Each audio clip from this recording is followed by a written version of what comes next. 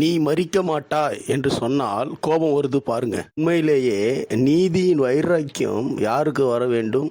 உன்னதமும் அன்பும் அழகுமுள்ள தேவன் தாமே மனித அவதாரம் எடுத்து சித்திரவதை செய்யப்பட்டு இந்த பூமியிலே கொல்லப்பட்டார், நாம் மரணத்திலிருந்து விடுபடுவதற்கென்று. தன்னை உண்டாக்கின தேவனை எதிர்த்து தேவன் படைத்த ஆதாமையும் ஏவாளையும் அவன் சந்ததியையும் தேவன் உண்டாக்கின பூமி முழுவதையும் கெடுத்து கிறிஸ்து மரித்தபடியினாலே இப்பொழுது 5 பைசாவுக்கும் பிரயோஜனம் இல்லாத கடுகளவும் பவர் இல்லாத பிசாசுக்கு கோபம் வருது பாருங்க. என்னை விசுவாசிக்கிறவன் மறியாமலும் இருப்பான் என்று சொன்னால் அதன் அர்த்தம் தான் என்ன?